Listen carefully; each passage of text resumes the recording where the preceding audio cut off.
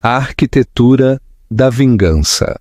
As luzes do cassino Bellagio brilhavam como diamantes contra o veludo negro da noite em Las Vegas, mas nenhuma era tão deslumbrante quanto a figura que acabara de atravessar as portas douradas do salão de gala mais exclusivo da cidade. Rita Vasconcelos caminhava com a elegância de uma rainha, seu vestido de alta costura sussurrando segredos contra o mármore italiano, enquanto cada passo ecoava como a promessa cumprida. Por meses ela havia planejado este momento, cada detalhe calculado com a precisão de um relojoeiro suíço, porque esta noite, no baile de caridade mais importante do ano, seu marido, Caio Aguiar, não esperava vê-la. Ele acreditava que Rita ainda era a mulher humilhada que ele havia deixado para trás, a esposa ignorante que chorava em silêncio. Mas as lágrimas haviam secado, a dor havia se transformado em poder, e agora Rita retornava não como vítima, mas como a arquiteta de sua própria vingança.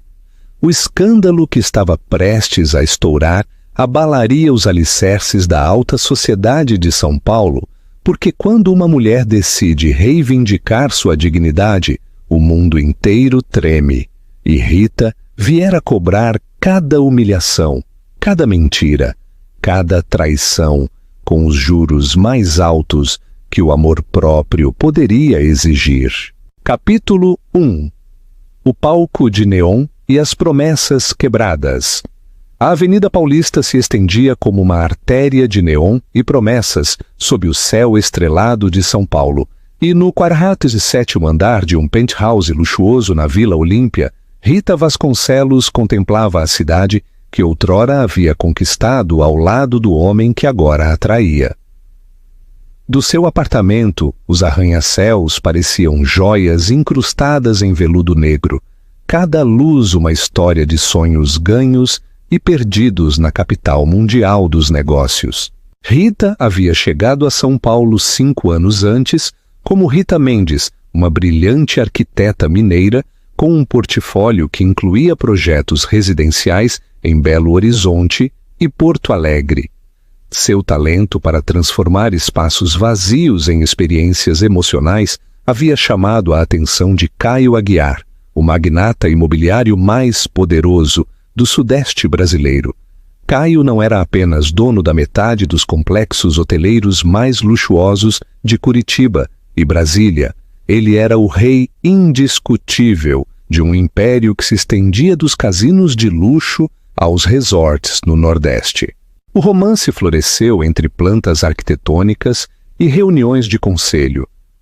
Rita se lembrava vividamente do primeiro encontro no lobby do Hotel Unique, quando Caio se aproximou dela após uma apresentação sobre espaços urbanos sustentáveis. Ele usava um terno impecavelmente cortado. Sua presença preenchia a sala como o aroma de café recém-coado. E quando ele sorriu, Rita sentiu que São Paulo inteira se rendia a seus pés. A arquiteta que quer revolucionar o concreto. Ele havia perguntado com aquela voz grave que mais tarde sussurraria promessas eternas em seu ouvido. Preciso conhecer a mulher que acredita poder fazer jardins florescerem onde só há asfalto. O casamento havia sido o evento social da década. O Bellagio havia fechado suas portas principais para acomodar os 1000 convidados que vieram de todo o mundo. Rita caminhou pelo corredor como uma deusa grega, seu vestido uma cascata de seda que parecia capturar a própria essência das estrelas. Os jardins de inverno do hotel haviam se transformado em um paraíso de orquídeas brancas e rosas douradas, enquanto as fontes dançantes marcavam o ritmo de sua nova vida. Caio a esperava no altar com os olhos marejados, sussurrando: "Minha rainha do deserto de concreto", quando ela chegou ao seu lado. Um juiz do Tribunal de Justiça de São Paulo os casou sob uma cúpula de cristal que refletia as luzes da cidade, E quando se beijaram, fogos de artifício explodiram sobre o lago artificial do Belágio, em uma sinfonia de cores que parecia celebrar o amor eterno. Os primeiros 3 anos foram um filme romântico rodado em alta definição. Rita havia estabelecido seu estúdio de arquitetura no coração do distrito financeiro da Faria Lima, especializando-se em resorts ecológicos de luxo. Seus designs combinavam a elegância do modernismo europeu com a sustentabilidade ambiental, criando espaços que respiravam vida no coração do deserto de concreto paulistano. O penthouse que compartilhavam na Vila Olímpia havia sido seu primeiro projeto conjunto como casal. Rita havia desenhado cada canto pensando na intimidade e na grandeza. Janelas do chão ao teto que emolduravam a Serra da Cantareira ao amanhecer, um terraço com jardim vertical que desafiava a aridez urbana, e um estúdio onde ela podia trabalhar enquanto contemplava a majestade da cidade que nunca dormia. Caio havia sido o marido perfeito durante esses anos dourados. Ele chegava em casa com flores do mercado municipal, planejava escapadas românticas para a Serra Gaúcha nos fins de semana e celebrava cada novo contrato de Rita como se fosse seu próprio triunfo. Ele havia criado uma fundação de caridade em nome de ambos, a Fundação Aguiar Vasconcelos, que financiava programas educacionais para crianças carentes em São Paulo e Rio de Janeiro. "Você é minha inspiração", Caio lhe dizia enquanto jantavam no terraço, com as luzes da cidade criando um mosaico de sonhos a seus pés. "Antes de te conhecer, eu construía hotéis. Agora, construímos lares para a alma." Rita havia acreditado nessas palavras com a fé de quem ama sem reservas. Ela havia investido não apenas seu coração, mas também seu talento no império de seu marido. Seus designs haviam transformado 3 dos resorts mais importantes de Caio, convertendo-os em destinos que combinavam luxo e consciência ambiental. O Mirage Gardens, com suas suítes que pareciam flutuar sobre jardins hidropônicos. O Sahara Oasis, onde cada quarto tinha sua própria varanda com vista para um oásis artificial que Rita havia projetado para capturar a essência da natureza sem destruir seu equilíbrio. Mas as serpentes do paraíso sempre souberam se camuflar entre as flores mais bonitas. A mudança havia começado de maneira sutil, como as rachaduras no concreto que aparecem antes que um prédio desabe. Caio começou a chegar tarde em casa, explicando que novos projetos em Curitiba exigiam mais atenção. Os jantares românticos se tornaram encontros apressados entre reuniões. Os fins de semana na Serra Gaúcha foram cancelados porque investidores importantes exigiam sua presença imediata. Rita, absorta no design de seu projeto mais ambicioso, um complexo de condomínios ecológicos em Alphaville, que estabeleceria novos padrões para a vida sustentável, não prestou atenção imediata a esses sinais. Ela confiava em Caio com a certeza de quem construiu seu mundo sobre alicerces que acreditava serem inabaláveis. Foi durante a gala anual do Conselho de Desenvolvimento de Turismo e Negócios, há exatamente 6 meses, que Rita descobriu que seu mundo perfeito era apenas uma fachada construída sobre areia. A noite era realizada no Grand Hall do Hotel Unique, com vista panorâmica para o Parque Ibirapuera. Rita havia desenhado um vestido especialmente para a ocasião, uma criação que combinava elegância clássica com inovação têxtil, feito com materiais sustentáveis que refletiam sua filosofia de vida. Ela havia chegado diretamente de seu estúdio, onde estava aperfeiçoando os últimos detalhes do projeto Alphaville. Caio havia chegado separado, alegando uma reunião de última hora com investidores de Miami. "Te encontro lá, meu amor." Ele havia dito por telefone, sua voz ligeiramente tensa, de uma forma que Rita não soubera interpretar então. O salão fervilhava com a elite paulistana, senadores, juízes, magnatas do entretenimento e da construção. Rita navegava entre as conversas com a graça de quem havia aprendido a se mover nesses círculos, discutindo seus projetos com a paixão de alguém que havia encontrado seu propósito na vida. Foi enquanto conversava com a esposa do governador sobre arquitetura sustentável que ela o viu. Caio estava no terraço do salão, recortado contra as luzes da cidade, mas não estava sozinho. Uma jovem, de cabelo longo e movimentos felinos, estava encostada nele com uma familiaridade que fez o coração de Rita parar completamente. Não foi a proximidade que a alarmou. Rita havia aprendido que nos negócios o espaço pessoal frequentemente se encolhia, mas a maneira como Caio acariciava a bochecha da mulher, o modo como seus lábios se curvaram em um sorriso que Rita reconheceu porque havia sido dela por 5 anos. O mundo desacelerou como em um filme no ar. Os sons do salão ficaram distantes, as luzes se apagaram e Rita sentiu como se estivesse observando a cena através da água.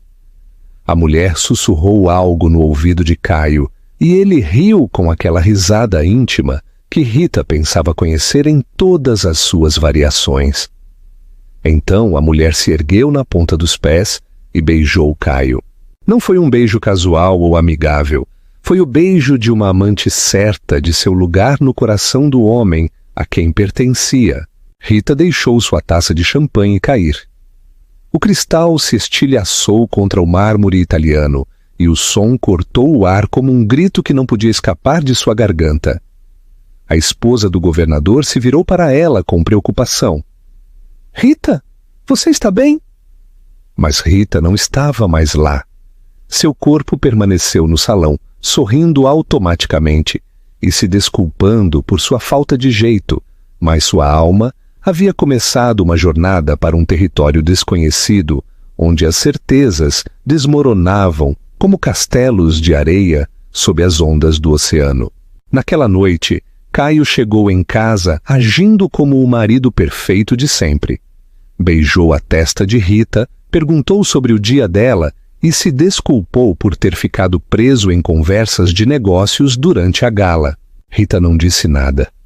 Deitou-se ao lado dele, ouvindo sua respiração regular, e começou a planejar. Porque uma arquiteta sabe que antes de construir algo novo, às vezes é necessário demolir completamente o que existe. Capítulo 2. A demolição do paraíso. Os 3 meses seguintes foram uma educação acelerada em como viver com o coração partido enquanto se mantém uma fachada perfeita. Rita se tornou uma atriz consumada, interpretando o papel da esposa feliz enquanto seu mundo interior desmoronava como um prédio demolido em câmera lenta. As manhãs começavam com a mesma rotina que seguiram por anos. Caio se levantava às 6, tomava banho enquanto Rita preparava café na cozinha gourmet do penthouse. Ele lia os relatórios financeiros do valor econômico enquanto ela revisava suas plantas arquitetônicas e eles se despediam com um beijo que agora tinha o gosto amargo do café sem açúcar. Mas agora, Rita observava. Ela notava como Caio verificava obsessivamente seu telefone, como sorria de forma diferente quando certas mensagens chegavam, como ele havia começado a usar uma colônia nova que ela não reconhecia.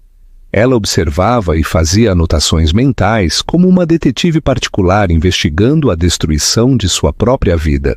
O nome da amante era Sofia Matos e Rita descobriu da maneira mais humilhante possível. Ela havia decidido surpreender Caio com o almoço em seu escritório no 35º andar da torre corporativa Faria Lima, o arranha-céu que ele havia construído como sede de seu império imobiliário. Rita conhecia todas as secretárias, sabia que Caio tinha uma reunião cancelada naquela tarde e pensou que um romântico espontâneo poderia recapturar algo da magia que sentia estar se esvaindo entre eles. A assistente principal de Caio, Maria, uma funcionária de 50 anos que trabalhava para ele há uma década, recebeu Rita com uma expressão desconfortável que ela não soube interpretar até mais tarde. Senhora Aguiar, disse Maria, usando o sobrenome de casada que Rita havia adotado profissionalmente, o Sr. Caio está em reunião. Gostaria que eu avisasse que a senhora está aqui? Não é necessário, respondeu Rita alegremente, carregando a cesta de almoço que havia preparado com pratos dos restaurantes favoritos de Caio. Só vou lhe fazer uma surpresa rápida. Maria se levantou rapidamente. Senhora, talvez fosse melhor... Mas Rita já havia empurrado as portas duplas de vidro temperado que levavam ao escritório executivo de Caio. O escritório que ela havia projetado, com janelas que emolduravam uma vista de 360 graus de São Paulo, onde eles haviam celebrado tantos triunfos profissionais e pessoais. Caio estava atrás de sua mesa de nogueira preta, mas não estava sozinho e definitivamente não estava trabalhando. Sofia Matos, Rita reconheceu imediatamente a mulher do terraço, estava sentada sobre a mesa, suas pernas nuas penduradas enquanto Caio estava entre elas, suas mãos explorando o corpo da jovem com uma paixão que Rita pensava pertencer exclusivamente a ela. O tempo parou. A cesta de almoço escorregou das mãos dormentes de Rita, esmagando-se contra o chão de mármore travertino enquanto os recipientes se abriam e espalhavam comida por todo o escritório. O som fez Caio e Sofia se separarem como se tivessem levado um choque elétrico. Rita! A voz de Caio soou como se viesse do fundo de um poço. Não é o que parece. Mas Rita já conhecia essa linha do roteiro. Ela havia assistido a filmes suficientes, lido romances suficientes, consolado amigas suficientes para saber que quando um homem diz que não é o que parece, geralmente é exatamente o que parece. Mas, pior, Sofia Matos tinha 26 anos. Rita saberia mais tarde quando a curiosidade mórbida a levou a investigar cada detalhe da vida de sua substituta. Ela era de Florianópolis, havia chegado a São Paulo 2 anos antes com um visto de estudante para fazer um MBA na FGV e havia conseguido um estágio na empresa de Caio 8 meses antes. Ela era bonita daquele jeito effortless que só possuem as mulheres que nunca tiveram que questionar seu valor no mundo. Tinha a pele bronzeada pelo sol do litoral, olhos da cor de uísque envelhecido e a confiança de quem sabe que pode ter o que quiser. Sofia, pode ir, murmurou Caio, sua voz trêmula enquanto ajeitava a camisa. Falaremos mais tarde. Sofia pegou seu blazer do chão com movimentos lentos e deliberados, como se tivesse todo o tempo do mundo. Quando passou por Rita, ela parou e olhou diretamente em seus olhos. Não havia vergonha em sua expressão, nem desculpas. Havia algo pior. Pena. Rita. Ela disse com um sotaque sulista suave como mel envenenado: sinto muito que você tenha que descobrir dessa forma. E ela se foi, deixando para trás o aroma de seu perfume e a certeza implícita de que ela, e não Rita, era agora a dona do coração de Caio. Rita permaneceu imóvel no centro do escritório, cercada pelos restos de seu gesto romântico e pelas ruínas de seu casamento. Caio se aproximou dela com as mãos estendidas, como se ela fosse um animal ferido que poderia fugir ou atacar. Rita, meu amor, precisamos conversar. Isso é... Só o quê?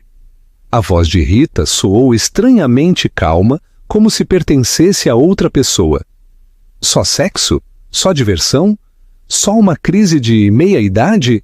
Caio abriu a boca, fechou-a e Rita pôde ver em seus olhos o momento exato em que ele decidiu mentir para ela. De novo, é complicado. Os negócios, o estresse, você está sempre ocupada com seus projetos. E aí estava. A lâmina que corta mais fundo do que a traição, a culpabilização da vítima. De alguma forma, Rita tinha a culpa de seu marido ter posto as mãos em outra mulher. De alguma forma, seu sucesso profissional, sua paixão pelo trabalho, sua dedicação em construir algo bonito e significativo a haviam transformado na vilã de sua própria história. Rita pegou sua bolsa do chão, desviando cuidadosamente dos restos do almoço que havia preparado com tanto amor. Quando se endireitou, olhou para Caio com olhos que ele não reconheceu. Não era mais a mulher que havia chorado em segredo por meses. Era algo novo, algo que ele havia ajudado a criar sem perceber. Quando você chegar em casa hoje à noite, disse Rita com uma calma que gelava o sangue, eu não estarei lá. Rita, por favor, podemos consertar isso. Eu posso terminar com a Sofia, podemos fazer terapia de casal, podemos... Mas Rita já havia saído, deixando Caio sozinho com suas promessas vazias e o aroma persistente do perfume de sua amante. Capítulo 3. A devastação financeira. Rita não voltou para o penthouse naquela noite nem na seguinte. Ela se registrou em uma suíte do Hotel Fasano, o hotel que havia idealizado quando ainda acreditava em finais felizes, e começou a fazer ligações para seu advogado, seu contador, sua irmã Carla, em Belo Horizonte, que gritou em português por 20 minutos seguidos, quando Rita contou o que havia descoberto. Os dias seguintes foram um turbilhão de revelações que fizeram a descoberta da infidelidade parecer apenas o primeiro capítulo de um romance muito mais sinistro. Seu advogado, Roberto Chen, um homem meticuloso com 30 anos de experiência em divórcios de alto perfil em São Paulo, a chamou em seu escritório para revisar seus bens conjugais. O que ela descobriu a deixou sem fôlego.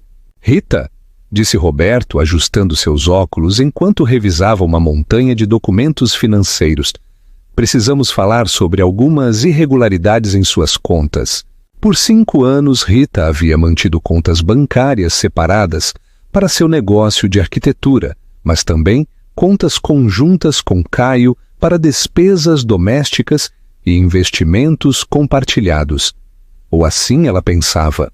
Caio tem transferido dinheiro das contas conjuntas para contas corporativas em seu nome, continuou Roberto. Mas você nunca autorizou essas transferências, não é? Rita balançou a cabeça, sentindo o chão sumir sob seus pés. Os registros mostram que nos últimos 18 meses foram movimentados 2,3 milhões de reais das contas conjugais para contas corporativas que aparecem em seu nome, mas que você nunca abriu. E tem mais. Roberto lhe mostrou documentos de empréstimos que Rita nunca havia visto, contratos de investimento que levavam sua assinatura, mas que ela não se lembrava de ter assinado, hipotecas sobre propriedades que desconhecia possuir. Parece que seu marido tem usado sua identidade e sua reputação de crédito para financiar investimentos arriscados, e alguns desses investimentos falharam. A sala começou a girar. Rita agarrou os braços da cadeira de couro, enquanto Roberto continuava a explicar as menções da traição financeira de Caio. Quanto eu devo? Perguntou Rita, sua voz mal um sussurro. Se esses documentos forem válidos e tenho motivos para acreditar que são, você é pessoalmente responsável por aproximadamente 8 milhões de reais em dívidas que não sabia que existiam. 8 milhões de reais. Rita havia construído sua empresa de arquitetura por 5 anos, projeto a projeto, contrato a contrato. Sua conta pessoal tinha pouco mais de R$500 mil. Suas propriedades, o prédio onde operava seu estúdio, sua participação em alguns projetos imobiliários. Poderiam valer talvez 2 milhões se ela vendesse tudo. Caio não apenas a havia traído emocionalmente, ele a havia arruinado financeiramente e o fizera usando seu nome, sua reputação, sua assinatura. Que opções eu tenho? Perguntou Rita, sentindo a náusea se espalhar do estômago para a garganta. Podemos lutar contra isso no tribunal? Podemos alegar fraude, falsificação, coerção financeira? Podemos, mas Rita... Roberto tirou os óculos e olhou para ela com simpatia.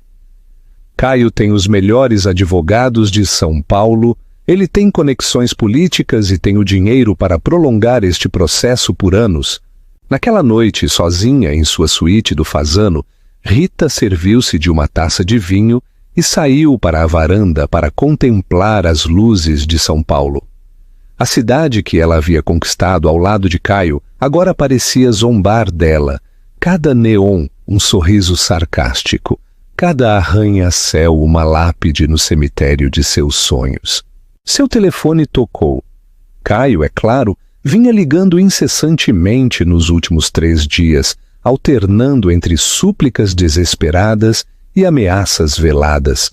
Desta vez, Rita atendeu. Rita, meu amor, graças a Deus, precisamos conversar. Volte para casa, por favor. Eu não tenho mais casa, respondeu Rita.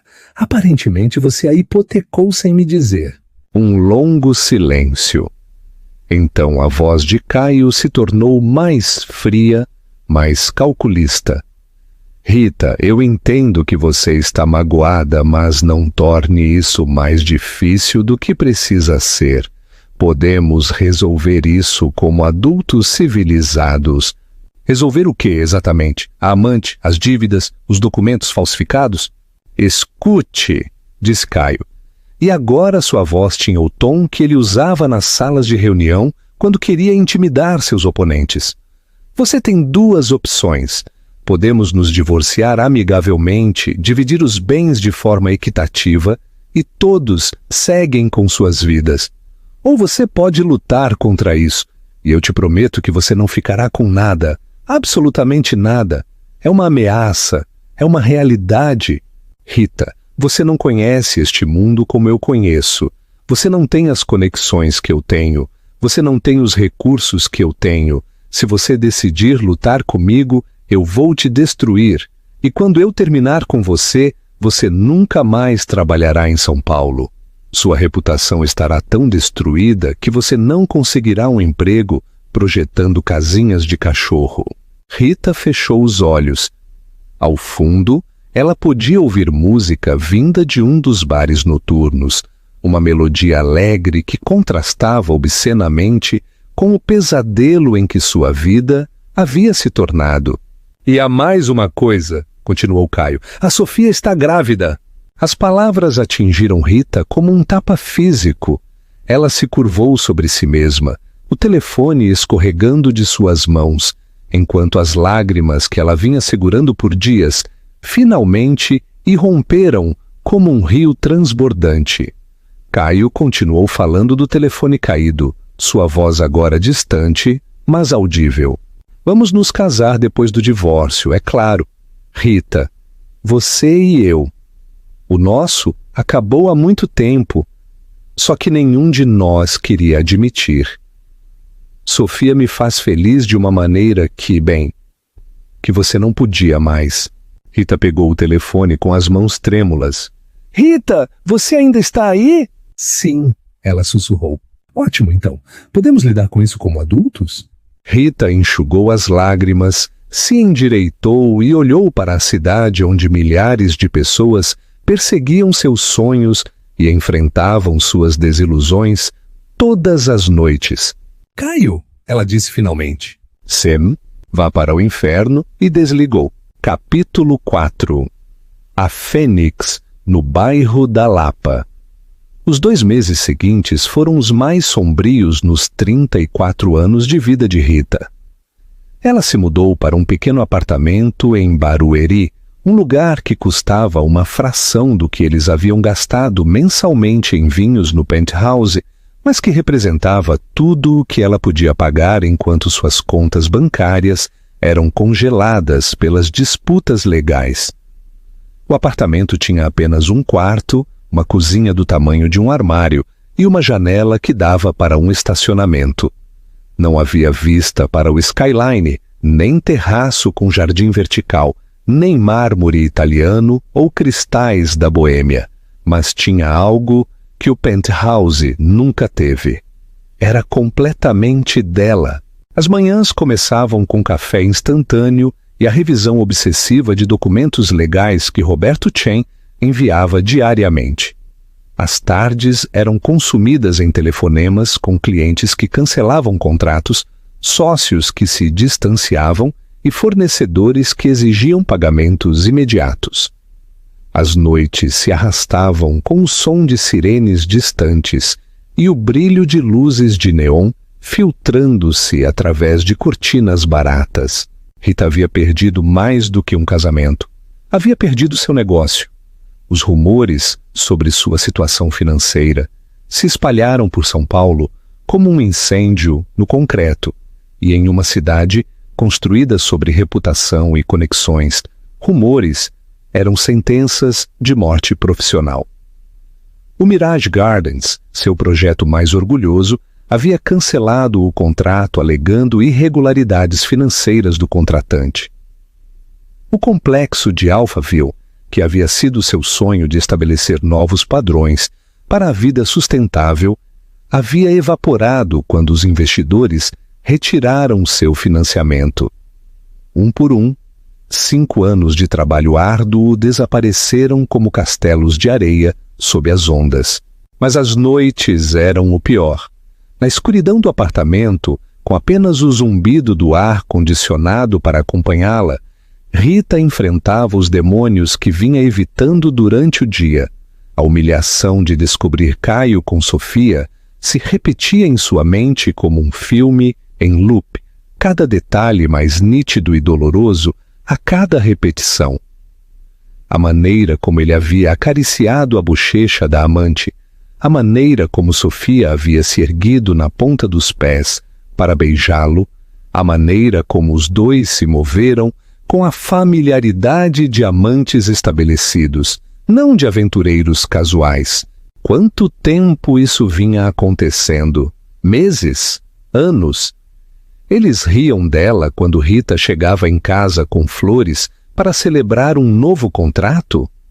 Eles zombavam de sua ingenuidade quando ela planejava jantares românticos, enquanto eles planejavam fugas secretas? As perguntas se multiplicavam como câncer, devorando sua autoestima por dentro. Rita se olhava no espelho do minúsculo banheiro e se perguntava o que Caio havia visto em Sofia, que não via nela. Era a idade? Rita tinha 34 anos, Sofia 26. Era a experiência. Rita havia construído uma carreira, enfrentado desafios, tinha cicatrizes emocionais e profissionais. Sofia era nova, descomplicada, sem história. Era simplesmente que Caio havia se cansado dela. A ideia mais dolorosa de todas era que talvez ele tivesse razão. Talvez Rita estivesse tão absorta em seu trabalho, tão concentrada em construir seu legado profissional, que havia deixado de ser a esposa de que ele precisava. Talvez a culpa fosse dela, afinal. Esses eram os 3 AM Thoughts, que destroem a alma das mulheres traídas, os sussurros venenosos que transformam vítimas em cúmplices de seu próprio sofrimento. Rita havia começado a beber, não de forma dramática ou autodestrutiva, mas com a precisão clínica de alguém que usa o álcool como anestesia. Uma taça de vinho no jantar se tornou 2.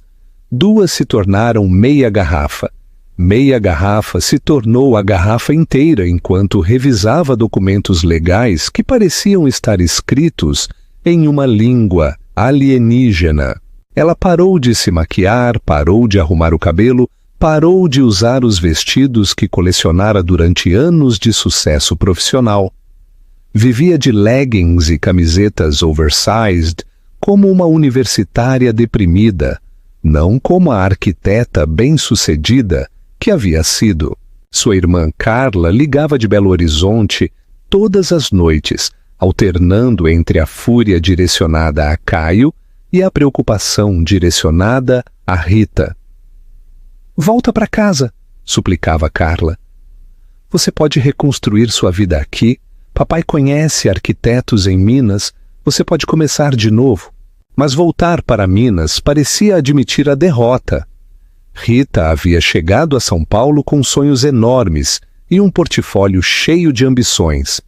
Voltar para casa significaria explicar a toda a sua família, seus antigos professores, seus colegas de Belo Horizonte, por que a bem-sucedida Rita Mendes, que havia conquistado São Paulo, agora retornava de mãos vazias e coração partido. Se você já sentiu que seu mundo desmorona completamente, comente aqui embaixo. Você não está sozinha nesta luta. O momento do despertar veio da forma mais inesperada. Um encontro casual no supermercado Pão de Açúcar, em Barueri, em uma terça-feira à tarde. Rita estava no corredor de vinhos baratos, debatendo entre uma garrafa de Cabernet de R$ 8 e outra de 10, quando ouviu uma risada familiar. Ela congelou, a mão estendida para a prateleira, enquanto seu cérebro processava o som que havia conhecido intimamente por 5 anos. A risada de Caio. Ela espiou por trás da prateleira de ofertas e os viu, Caio e Sofia, empurrando um carrinho cheio de produtos gourmet do tipo que Rita e ele costumavam comprar juntos. Sofia usava um vestido de maternidade que acentuava sua gravidez de 5 meses, e Caio tinha a mão protetoramente colocada nas costas da jovem enquanto eles navegavam pelo supermercado como qualquer casal feliz, esperando seu primeiro filho. Rita se escondeu atrás da prateleira, odiando-se por sua covardia, mas incapaz de se mover. De seu esconderijo, ela podia ouvir fragmentos da conversa deles. "Que tal fazermos uma massa hoje à noite?", dizia Sofia com seu sotaque suave. "Perfeito", respondia Caio, sua voz cheia da ternura que Rita se lembrava de quando ele falava com ela. "E se convidarmos o Marcos e a Diana? Faz tempo que não os vemos." Marcos e Diana. Os melhores amigos de Rita e Caio, o casal que havia sido padrinho de seu casamento, que havia jantado em seu penthouse dezenas de vezes, que Rita considerava família. Aparentemente, agora eles jantavam com Caio e sua nova família, como se Rita nunca tivesse existido. "Eu amo essa ideia", riu Sofia. "A Diana estava me dizendo que está animada para ser a madrinha." "Madrinha?" Rita sentiu como se tivesse levado um soco no estômago. Diana, que havia sido sua dama de honra, que havia chorado de alegria quando Rita se casou, agora seria a madrinha do filho que Caio havia concebido com sua amante. "Eu também", murmurou Caio. "É incrível como a vida te surpreende. Nunca pensei que poderia ser tão feliz de novo. Outra vez." Como se o casamento com Rita tivesse sido uma época de sofrimento que finalmente havia terminado. "Pobrezinha da Rita", disse Sofia com uma voz que pingava compaixão fingida. "Ouvi dizer que ela está morando em Barueri agora, naqueles condomínios mais simples perto da rodovia." "Não vamos falar sobre isso", respondeu Caio, e o tom de sua voz, a maneira como ele a dispensou, foi o catalisador que Rita precisava.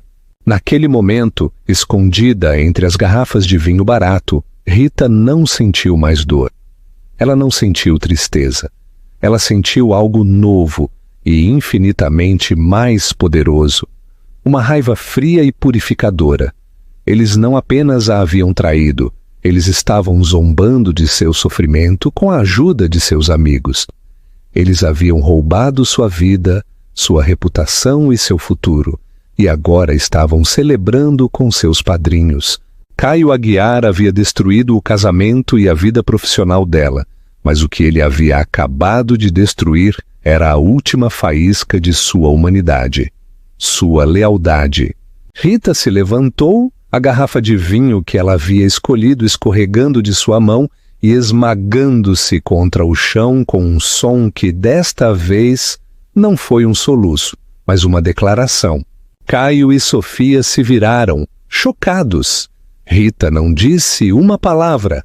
Ela olhou diretamente para Caio, depois para Sofia e seu ventre, e então se virou e saiu. A raiva fria havia feito mais do que apenas despertá-la. Havia lhe dado um novo propósito, reconstrução, e dessa vez seria com os planos da vingança. Capítulo 5. O renascimento da rainha arquiteta. A mudança de Rita foi rápida e decisiva. No dia seguinte, ela e Carla, sua irmã, encontraram um loft industrial no bairro da Lapa, na zona oeste de São Paulo. Era um espaço de conceito aberto, com teto alto e janelas de ferro, longe do glamour superficial da Faria Lima, mas vibrante e cheio de potencial criativo. Seria seu novo escritório e centro de operações. Carla havia trazido móveis minimalistas de Minas, peças que combinavam funcionalidade com elegância austera. O resultado era um espaço que respirava poder tranquilo e sofisticação urbana. Rita havia contratado um personal trainer, uma nutricionista e um estilista, não para ficar mais bonita, ela sempre foi linda, mas para projetar o tipo de confiança que vem de alguém que enfrentou o inferno e emergiu mais forte. Seu novo cabelo era mais curto e angular, emoldurando seu rosto de forma a acentuar suas maçãs do rosto altas e seus olhos expressivos. Suas novas roupas eram minimalistas, mas impecáveis, linhas limpas, cores neutras, peças que sussurravam riqueza sem gritá-la. Mas a mudança mais importante não era física, era mental. Rita havia passado meses estudando não apenas Caio, mas todo o seu mundo. Ela havia memorizado os nomes de cada sócio de negócios, cada membro do conselho de cada empresa, cada cliente importante. Ela havia investigado suas finanças, suas fraquezas, seus segredos. Ela havia mapeado seu império como um general, estudando o território inimigo antes de uma invasão, e havia descoberto algo que mudou todo o jogo.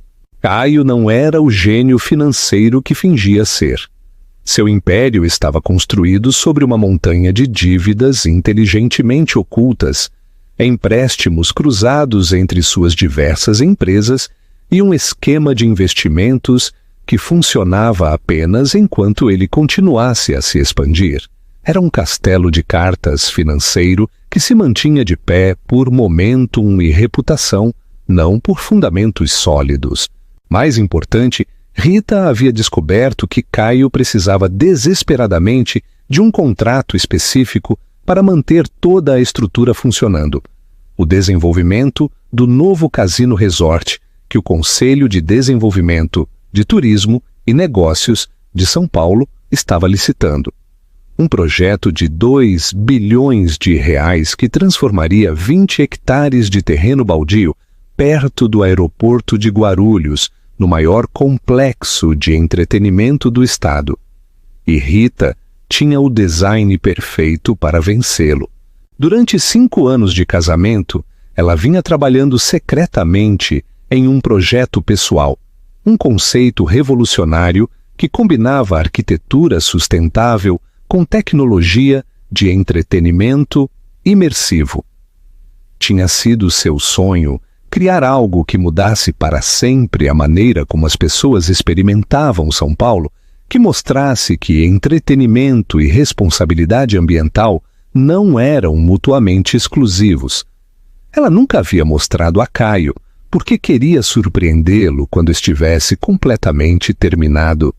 Irônico que o projeto planejado para celebrar o casamento deles, agora, seria a arma perfeita para destruí-lo. Rita passou as últimas 6 semanas refinando sua apresentação, contatando antigos clientes que haviam permanecido leais, apesar dos rumores, e construindo uma nova empresa do zero. A Morales & Associates não existia mais, mas em seu lugar havia surgido a Phoenix Design Collective, com Carla como sócia comercial e uma equipe de arquitetos jovens e famintos que haviam trabalhado em alguns dos projetos mais inovadores do país. O nome não era acidental. Rita havia surgido das cinzas de sua vida anterior como uma fênix e queria que o mundo inteiro soubesse. A primeira aparição pública de Rita foi cuidadosamente orquestrada. O Conselho de Desenvolvimento realizava um coquetel mensal no Hotel Unique, o mesmo hotel onde ela havia descoberto a traição de Caio 6 meses antes. Era o evento perfeito, importante o suficiente para atrair toda a elite imobiliária de São Paulo, mas casual o suficiente para parecer uma coincidência. Rita chegou exatamente às 19h30, tarde o suficiente para causar uma entrada, mas cedo o suficiente para não parecer calculada. Ela usava um vestido de arquitetura fluida que havia desenhado especificamente para a ocasião, uma peça que se movia como água líquida e capturava a luz de forma a parecer mudar de cor a cada movimento. O efeito foi imediato. As conversas cessaram gradualmente enquanto Rita se movia pelo salão, cumprimentando conhecidos com a graça de alguém que nunca havia desaparecido. Para aqueles que a haviam conhecido como a esposa de Caio, era evidente que algo fundamental havia mudado. Esta não era uma mulher quebrada pelo divórcio. Era uma mulher que havia encontrado algo mais poderoso do que o casamento. Havia encontrado a si mesma. Rita Vasconcelos, disse Jonas Almeida, o diretor de planejamento urbano de São Paulo, quando ela se aproximou de seu grupo. Que surpresa agradável vê-la aqui. Ouvi dizer que você tinha... que tinha deixado São Paulo. Deixar São Paulo? Rita sorriu. Um sorriso que era pura confiança destilada. Jonas, São Paulo é a minha casa. Por que eu iria embora justamente quando as coisas estão ficando interessantes?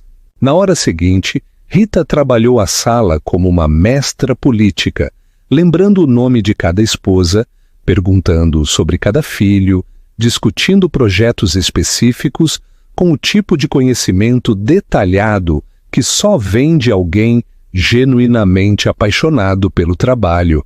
Ela não mencionou Caio nenhuma vez, mas a ausência dele pairava no ar como perfume. Às 20h45, exatamente como Rita havia calculado, Caio chegou.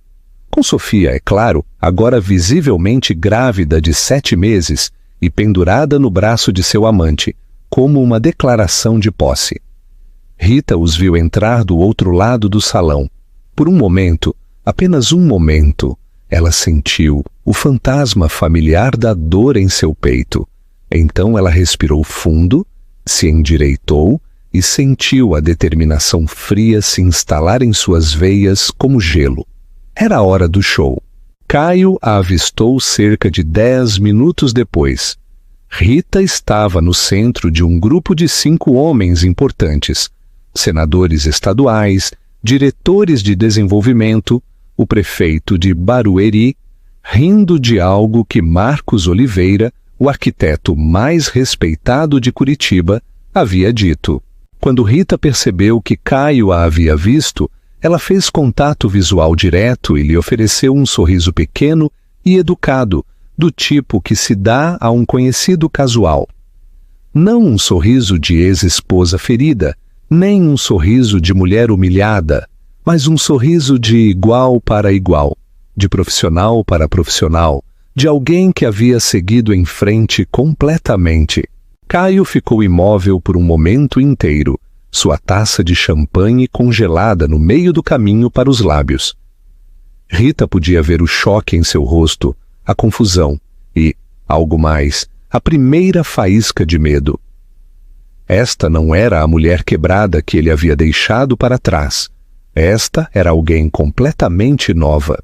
Rita se desculpou do grupo e começou a caminhar em direção ao terraço, passando deliberadamente perto de Caio e Sofia. Quando estava a poucos passos de distância, ela parou como se tivesse acabado de notar a presença deles. Caio e Sofia, que prazer em vê-los! Sofia se encolheu visivelmente, sua mão se movendo instintivamente para sua barriga protuberante.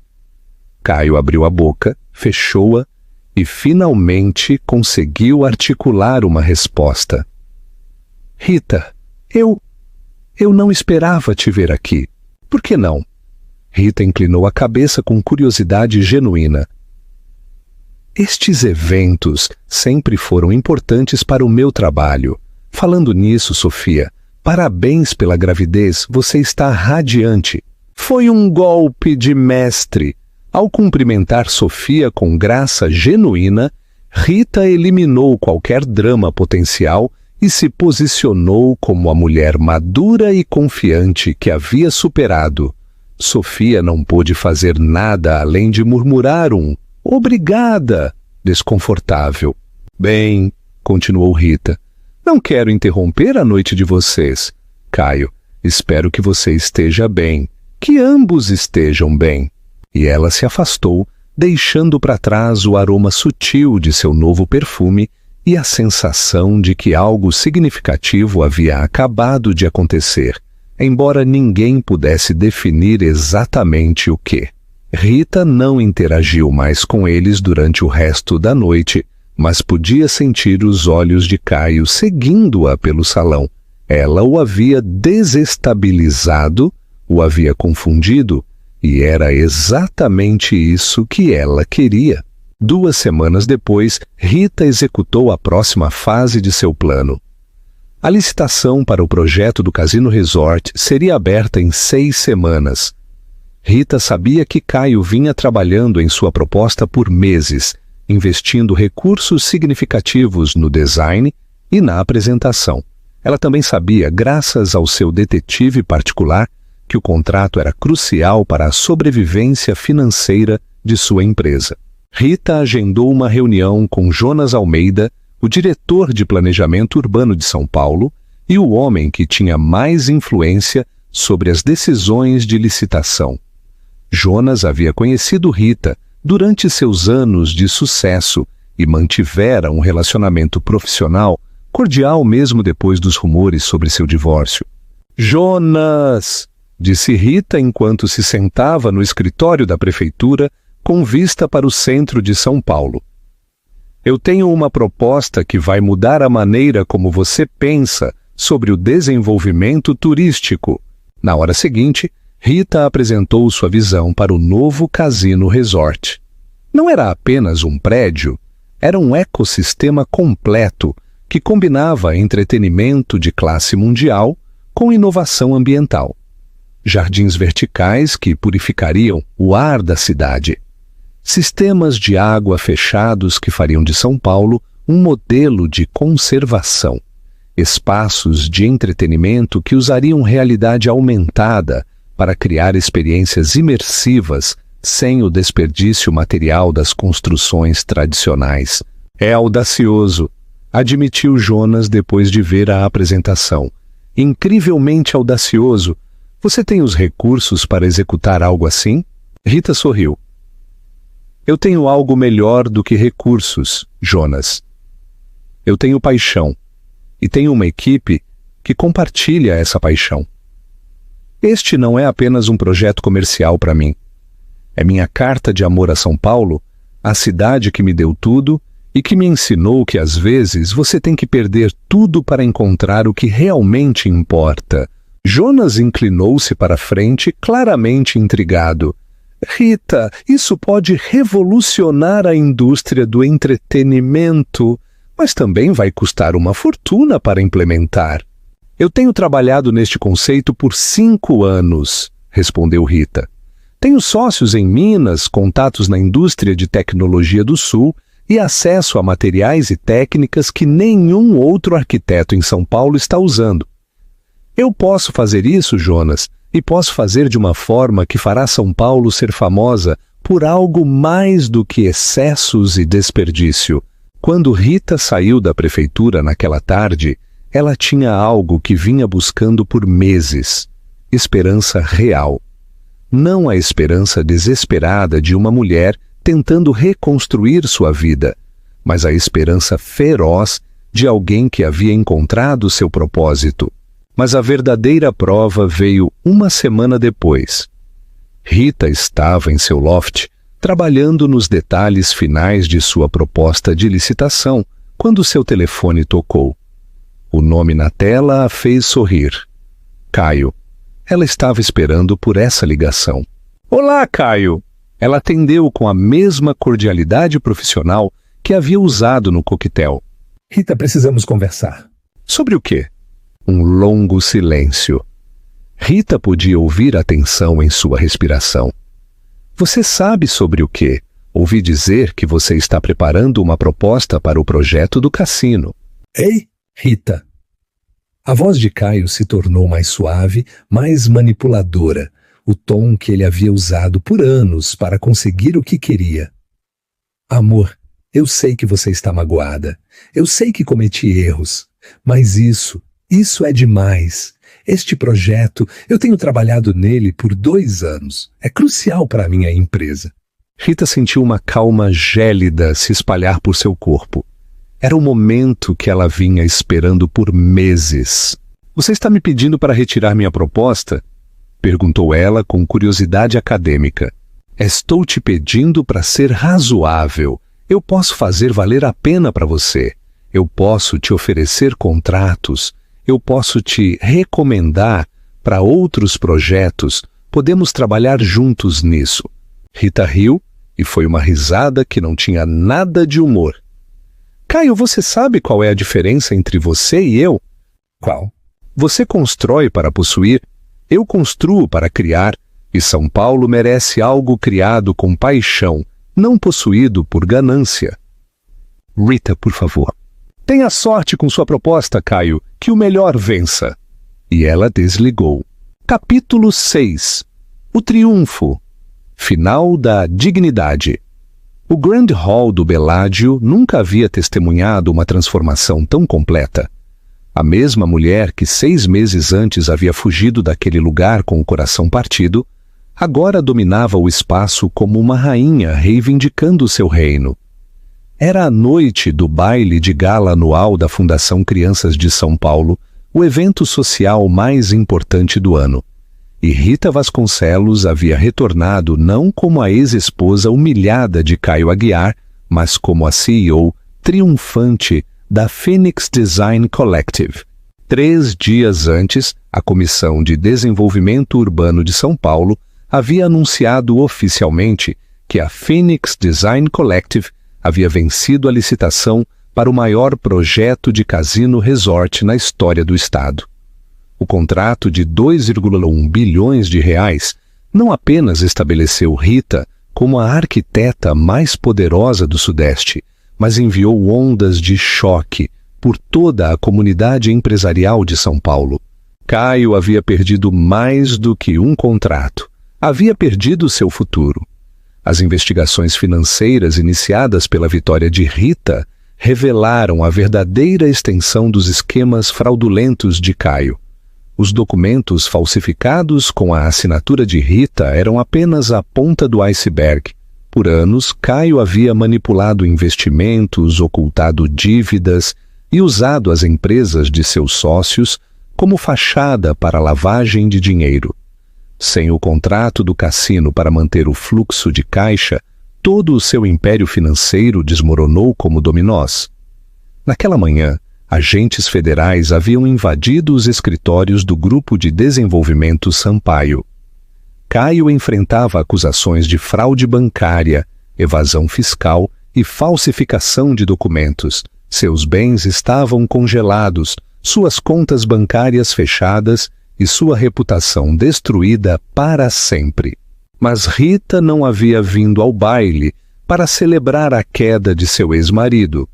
Ela havia vindo para demonstrar que uma mulher pode se levantar das cinzas de sua vida anterior e construir algo mais bonito do que jamais havia imaginado ser possível.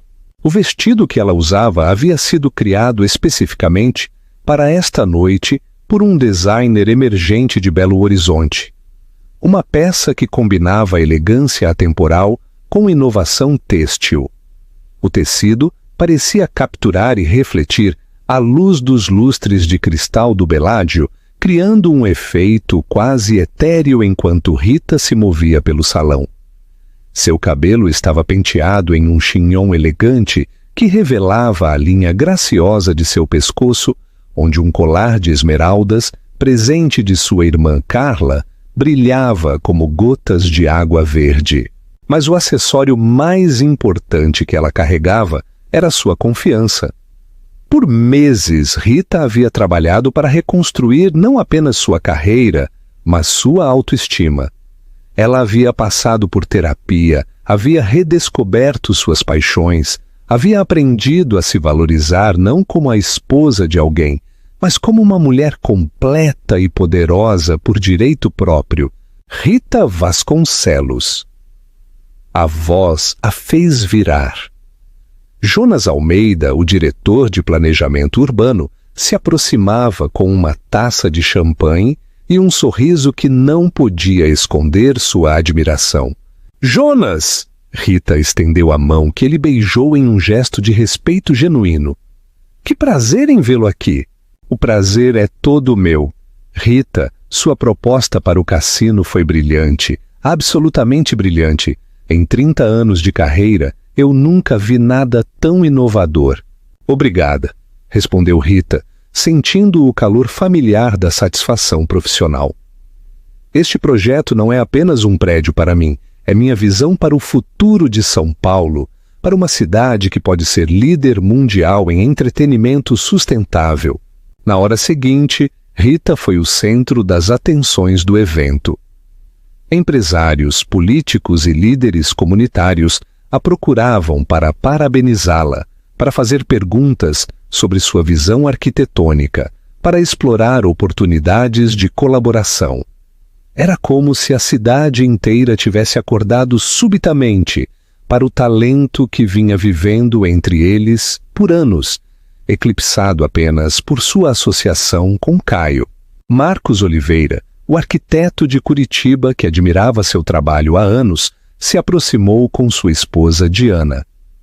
«Rita, eu tenho seguido sua carreira desde antes de você se casar», ele disse.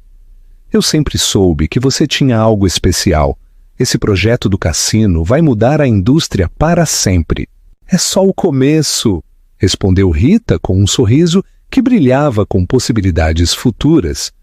«Eu tenho planos para mais 5 projetos nos próximos 3 anos. Vamos provar que a arquitetura sustentável não é apenas uma tendência, é o futuro». Foi então que ela os viu entrar. Caio e Sofia chegaram ao salão como fantasmas de uma vida passada.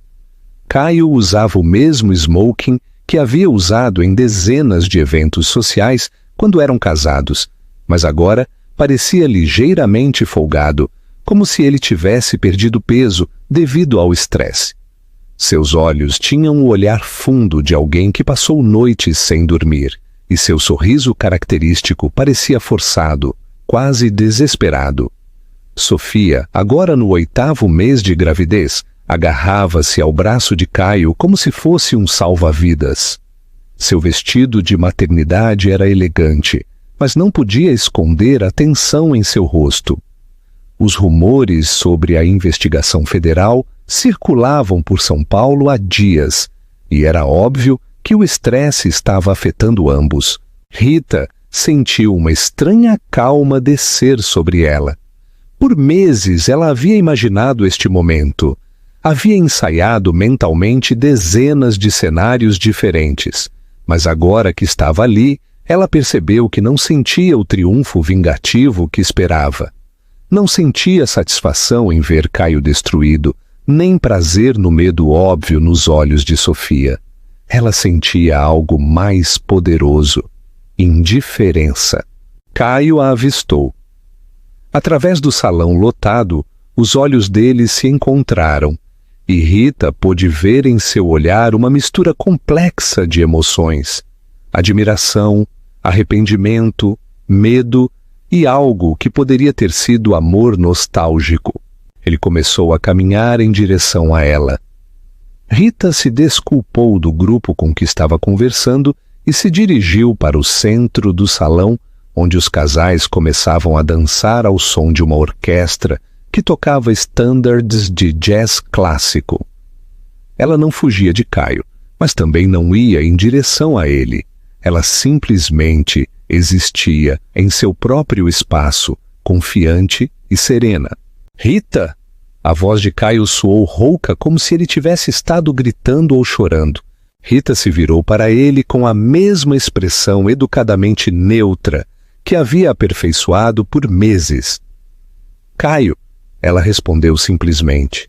Ele ficou parado na frente dela, claramente lutando para encontrar as palavras certas. Casais dançavam ao redor deles, a música preenchia o ar com melodias românticas e as luzes do Beládio criavam uma atmosfera de sonho que contrastava dramaticamente com a tensão palpável entre eles. Você está... Caio parou, engoliu em seco e recomeçou. Você está incrível, diferente, mais você do que nunca. Rita inclinou a cabeça ligeiramente, estudando-o com a curiosidade clínica de um cientista observando um espécime sob o microscópio. E como eu sou exatamente?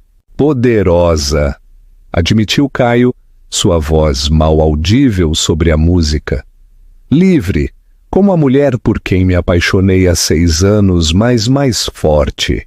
Rita sentiu um pequeno sorriso curvar seus lábios, mas não era um sorriso de afeto. Era puro reconhecimento, a satisfação de alguém que finalmente foi vista e compreendida completamente. É engraçado, disse Rita, sua voz suave, mas clara.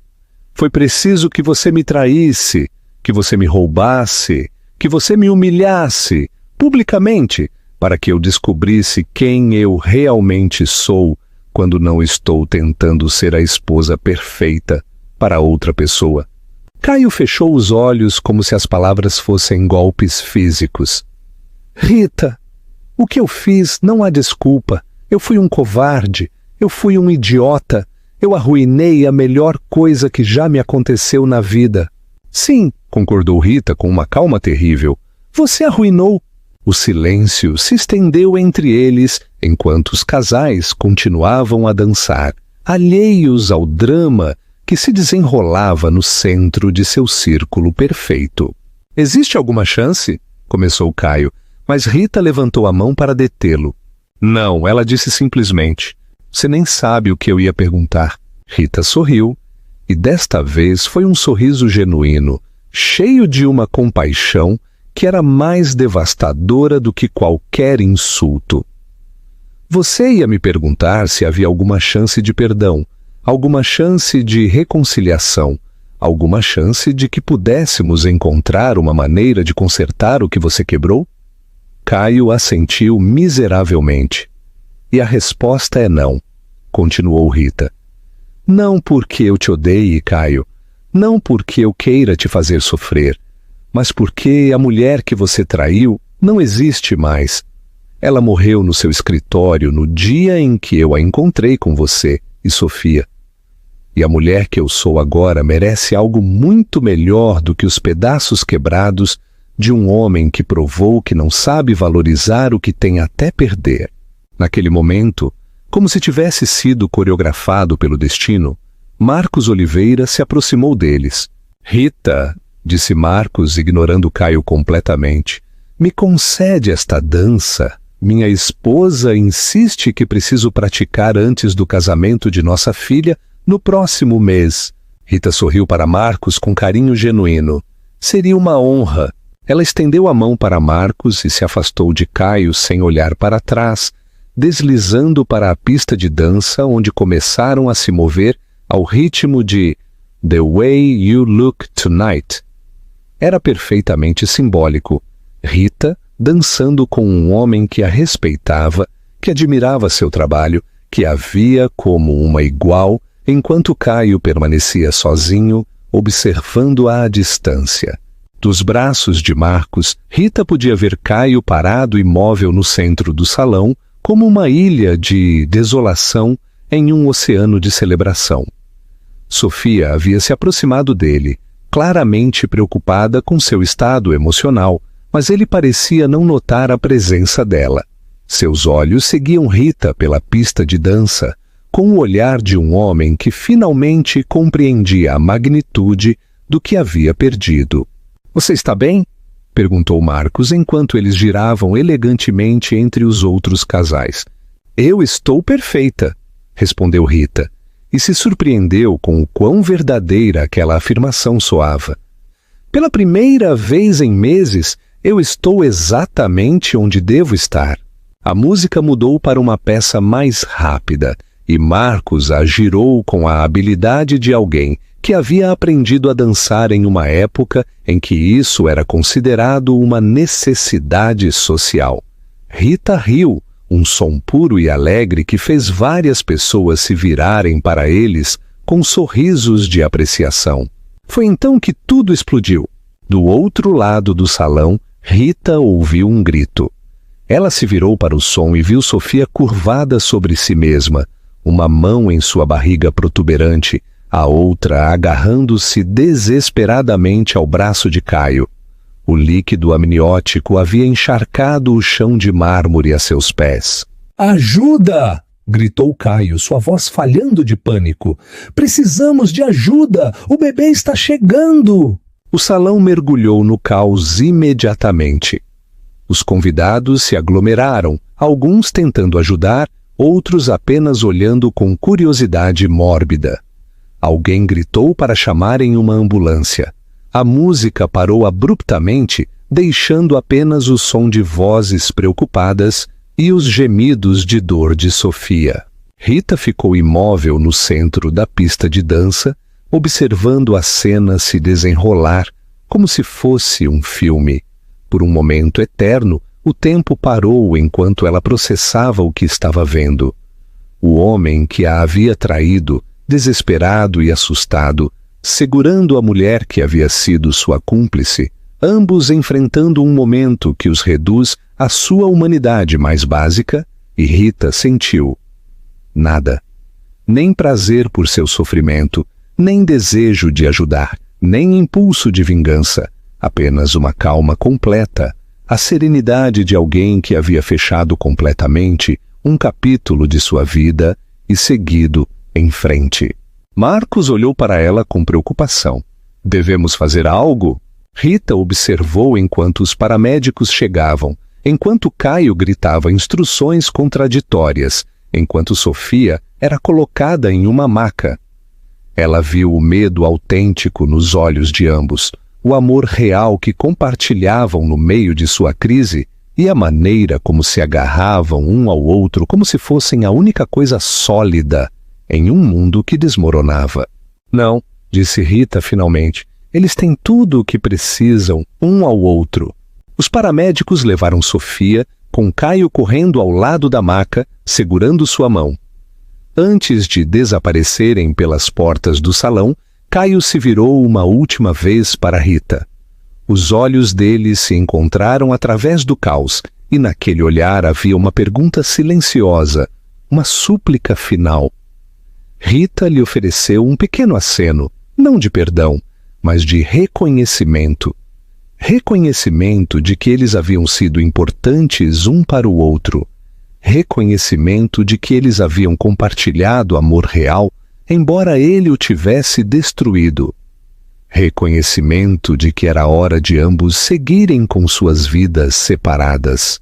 E então eles se foram, e Rita ficou parada no salão mais bonito de São Paulo, rodeada pela elite paulistana, com o futuro se estendendo diante dela como uma tela em branco esperando para ser pintada. "Bem", disse Marcos depois de um momento, "isso foi dramático." Rita riu, uma risada que borbulhou do fundo de sua alma libertada. "Sabe de uma coisa, Marcos? Eu acho que já tive drama suficiente para uma vida inteira. Que tal falarmos sobre arquitetura sustentável e o futuro de São Paulo? Marcos sorriu, claramente aliviado por sua atitude. Agora isso sim parece uma conversa interessante.